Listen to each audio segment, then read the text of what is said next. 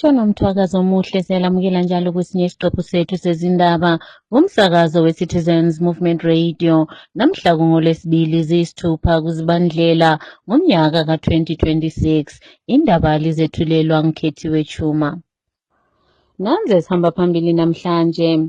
Umthelo we-Digital Services uhlukumeza izakhamizi makhaza kusho umthungameli webandla eliphikisayo. Umnankagwa kanye lephalamende sebedonselwe enkantolo ngenxa yomthetho we-PVO Act. Abahlukumezeka ngokhetho luka-2008 bathi bafuna ukuba babhadalwe nguhulumende ngodlame olwabalimazayo. Nanzi indaba zethu ngokugcweleyo.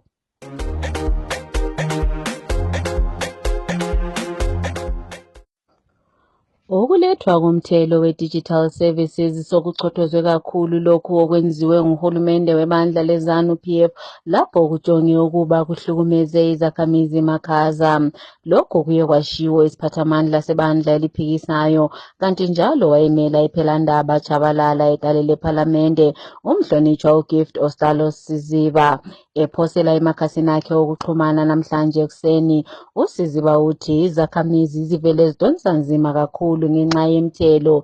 Uye wasola kakhulu uhulumende kaMnangagwa ngokusebenzisa ukuthatha imali yemthelo njengendlela yokuba abantu babhadale kuhulumende ukuze bona baphile impilo engcono labalingani bakhe.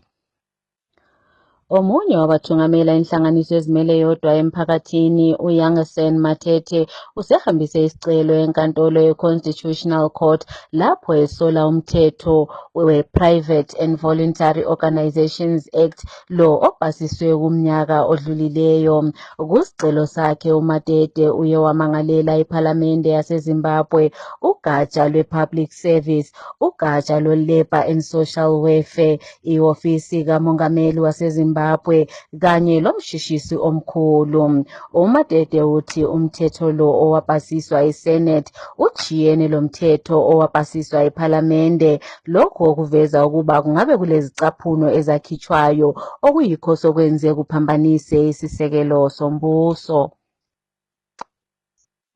Labo abahlukumezekayo phambi kokuba kuyiwe kukhetho lomnyaka ka-2008 ngodlame olwabakhona olwaludale nguhulumende webandla leZANU-PF bathi uhulumende kumele ababhadale impilo zabo, ukulimala kwabo kanye lempahla yabo eyalahlekayo ngaleso sikhathi. Umqondisi wenhlanganiso yeZimbabwe Lawyers for Human Rights Law sechiya uRosalind Hanzi uye waveza esinye sezehlakalo esahlukumeza umphefumulo lapho kusephulwa amalungelo abantu ngokuhlukunyezwa komfanyana oleminyaka emithathu owayevalelwa efrijini njengendlela yokuba kuhlukunyezwe abazali bakhe ukuze baphumele egcekeni. Ake simzweni exoxisana lomqondisi wesite uZenzele Ndebele. Do you have any one case that you think really, challenged you emotionally, not even legally, but emotionally? I refer back to 2008. There were a lot of abductions that happened of then MDC people. And I think one of the cases that still haunts me is when they abducted and disappeared a mother, a father, and a little child, a little boy. I think he was 2 or 3. And during the time that they were detained, because I then spoke to the mother and the father, during the time they detained the parents, they also detained the child. So he was, then we labeled him the youngest abductee, because he was like the youngest of the group. I think there were more than 26 in the end, including Justina Mkoko and some Zimbabwe Peace Project employees. But when the mother narrated the story of how they were doing the torture, they were torturing her and her son to make sure that she talks and her husband talks. I think that was the most horrific torture that I've heard about, because she was saying that they would take the child and put them in the fridge, a cold fridge, and then out again. And I thought, but this is a child, this is 3 years old. Why are you doing that to an innocent soul? So emotionally, I think that really, really challenged me. I was like, but how can people be so evil?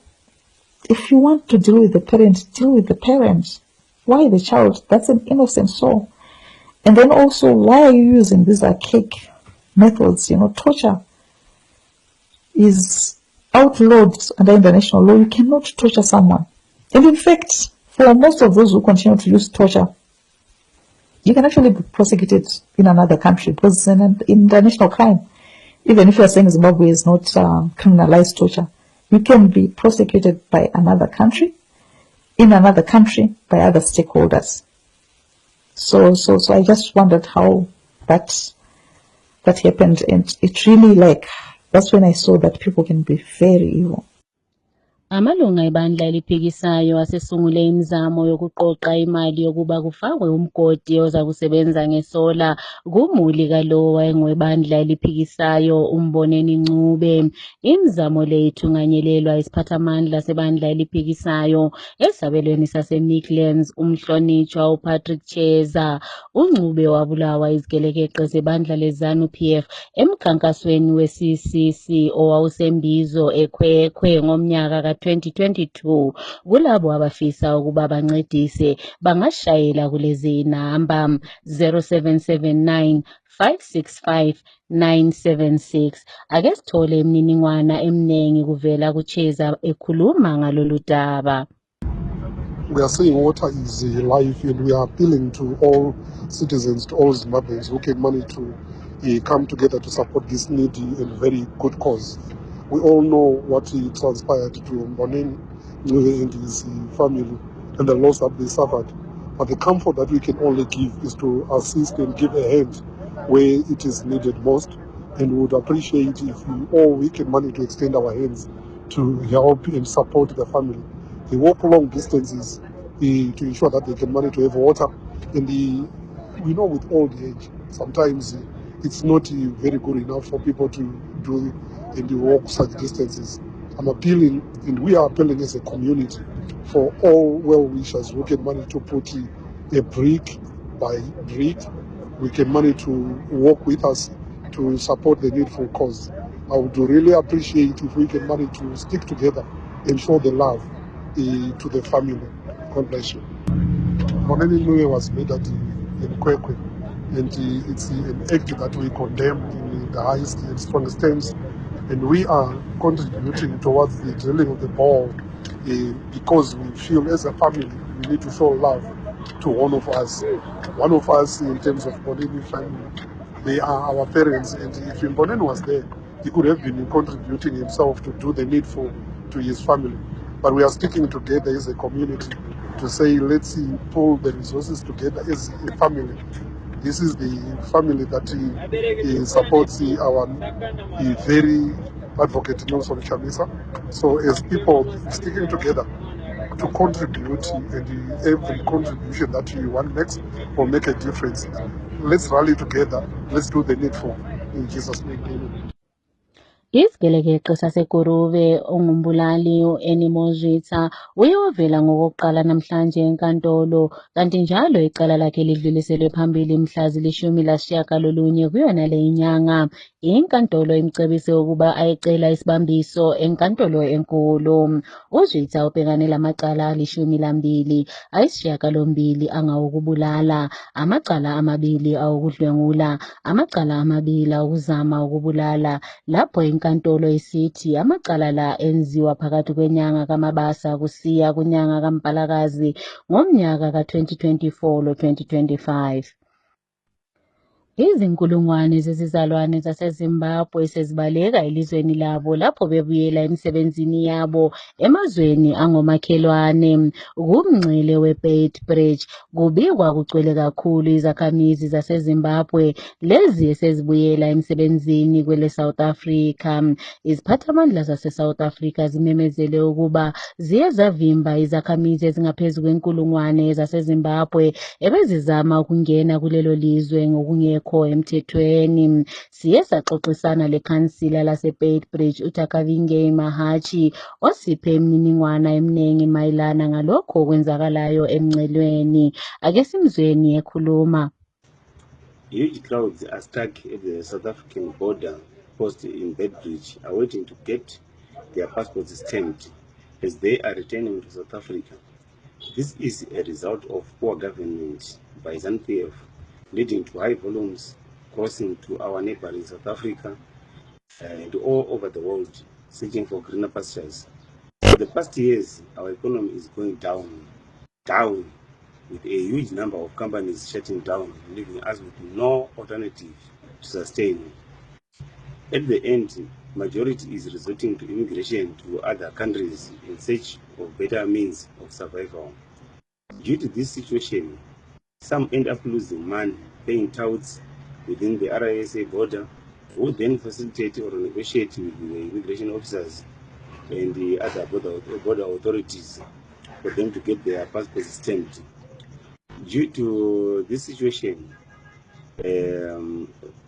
some, due to time, end up crossing through undesignated entry points, some risking their lives in trying to cross a fully flooded Limpopo River, which is a crocodile manifested river.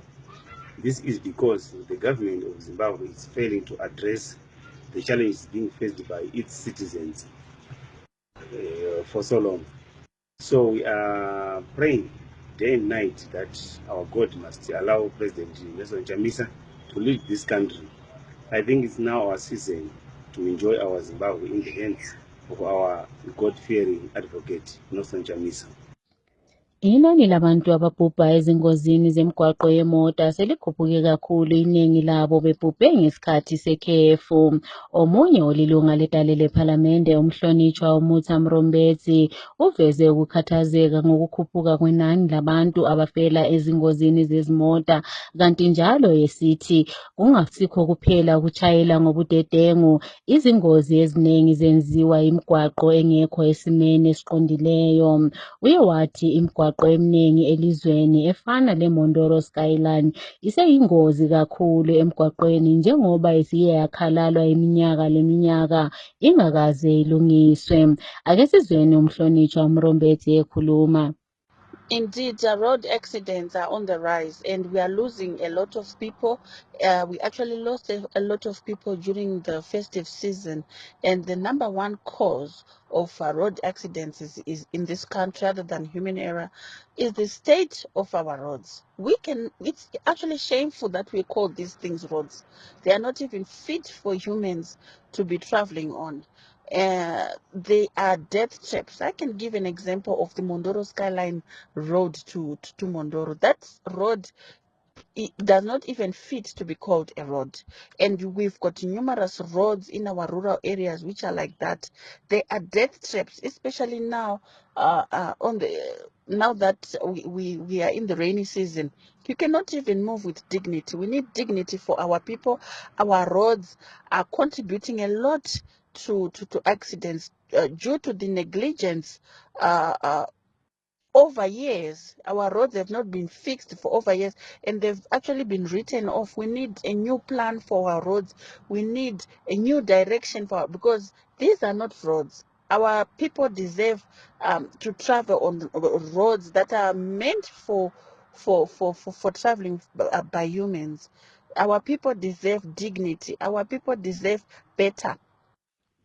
Owayengumongameli waseVenezuela uNicolas Maduro kanye lonkosikazi wakhe uCelia Flores baye bavela ngokokuqala enkantolo yaseManhattan izolo ngemva kokususwa kwabo kwele Venezuela. Laba bobabili abavumanga amacala abawetheswayo agoqela lokujonga ukubulala kanye lokushushumbisa ngezidakamizwa lokunye njalo ukuhambisana lawonala amacala.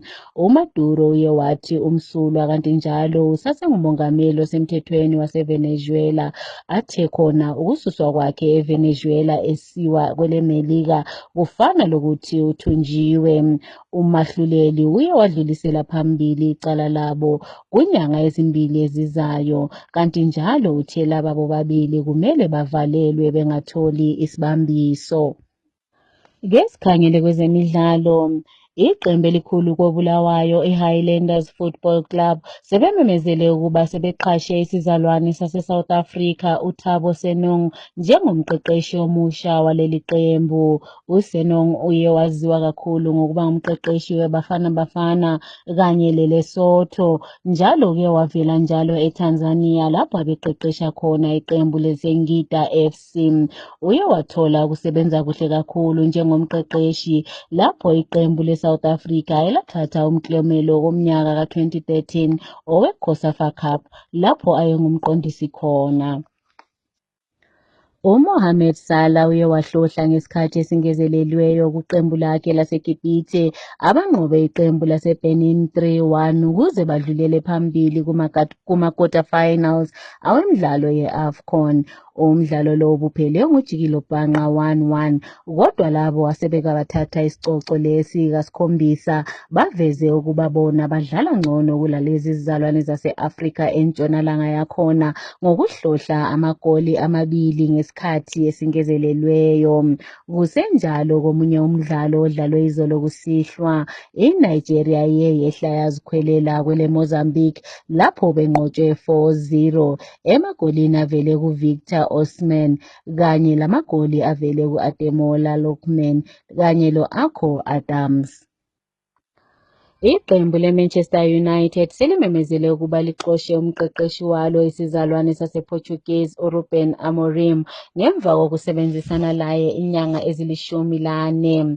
U-Amorim ushiya iqembu le-United lisezingeni lesithupha kanti njalo umdlalo wakhe wokugcina ebambe intambo iqembu libe ngujikilobhanqa le-Leeds United 1-1. Owayengumdlali weqembu leManchester United uDarren Fletcher uzabe ebambile intambo kwesikhashana kusadingwa umqeqeshi omutsha. Kusenjalo iqembu leCeltic lalo selishiyane lomqeqeshi walo uWilfred Nancy ngemva kokusebenzisana laye insuku ezingama-33 kuphela.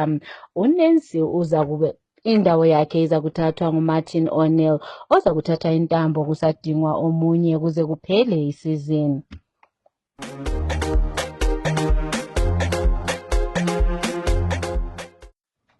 Ukuziphetha lezi ndaba kumsakazo we-Citizens Movement Radio nanze bezihamba phambili. Umthelo we-Digital Services uhlukumeza izakhamizi makhaza kusho umthungameli webandla eliphikisayo. UMnangagwa kanye lePhalamende sebedonselwe enkantolo ngenxa yomthetho we-PVO. Labo abahlukunyezeka kuza kuyiwa kukhetho lomnyaka ka-2008 bathi uhulumende kumele ababhadale. Siziphetha lapha lezi ndaba.